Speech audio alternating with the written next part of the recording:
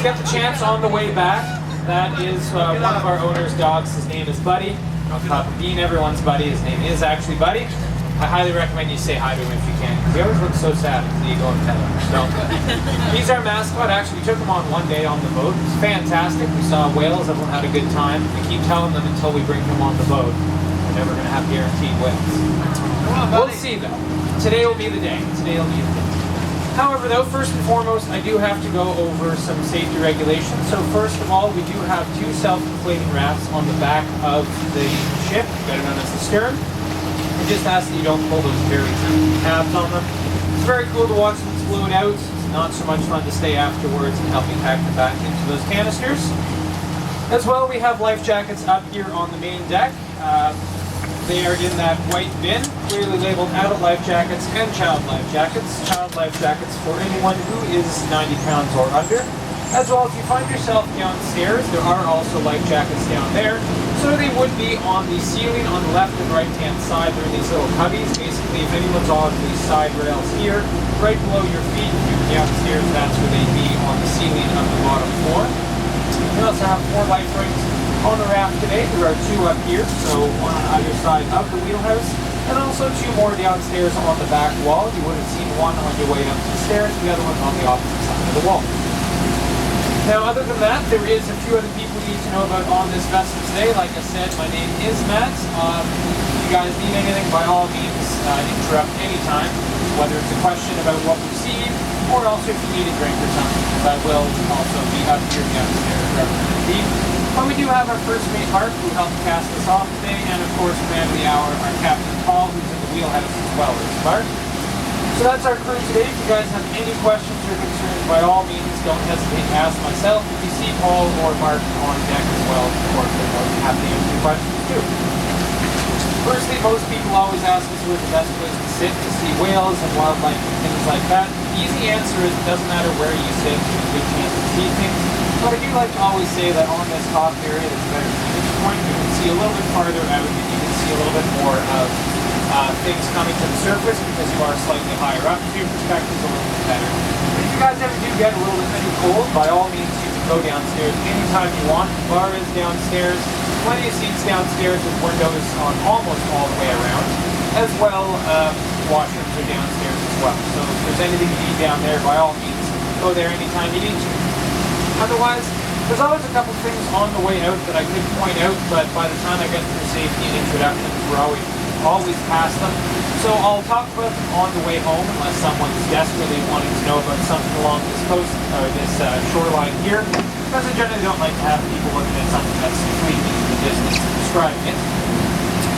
Otherwise, though, as always, I like to remind people that if you think you see something at any point during the tour, by all means call it out. There's a good chance that if you are the only person that sees it, you might very well be the only person that ever gets to see it.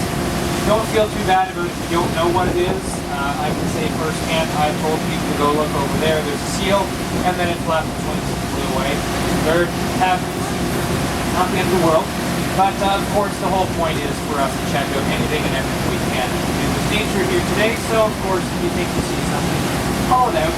And of course, considering that I have looked in the opposite direction from you guys at about 90% of the time, for most of the time doing commentary. So if you guys see something in front of me, I'm sure the captain and crew is making notice of it as well. But in the event that they don't, of course, I can't see everything around me at the same time. That said as well, I do tend to walk around and take a look around while I'm doing my commentary. I'm not trying to be rude, I don't think it that way. But I do like to make sure I'm always checking out to see what's going on. I haven't been out here long enough to be able to spot a couple things that you other people may not notice right away. Other than that, though, it should be a pretty good day. The winds aren't forecasted to be too bad, but of course, as we get slightly farther out, it is going to get a little bit windier. So if you guys do feel yourself getting too cold, of course, like I said, downstairs is always an option. Otherwise, one last thing, I do like to refer to the hours of the clock when I'm pointing things out. It's a lot easier than saying, hey guys, look over here. If you didn't notice where I pointed or you happen to be downstairs, that's just cruel. You have no idea what I'm talking about. So I always like to use the hours of the clock. 12 o'clock will be directly in front of us. 3 o'clock to the right-hand side. 6 o'clock all the way to the back. And 9 o'clock on the left-hand side. And that way it's a little bit easier to point things out. So first and foremost, on the left-hand side, we can see an island that's starting to come into view. You guys can't see it on this side yet. It'll be there in just one moment. This is known as George's Island. Back in 1749, Sir Edward Cornwallis was sent down here by King George II to establish an English presence in this area to counteract the French presence that was beginning to establish itself in Louisbourg, Nova Scotia. Now, being the very loyal man that he was, Sir Edward Cornwallis came here and founded Nova Scotia. Actually, this is the area where, he founded Halifax. Founded Halifax here on this island, and being the loyal man that he was, he named the island after his king. Thus, this is George's Island.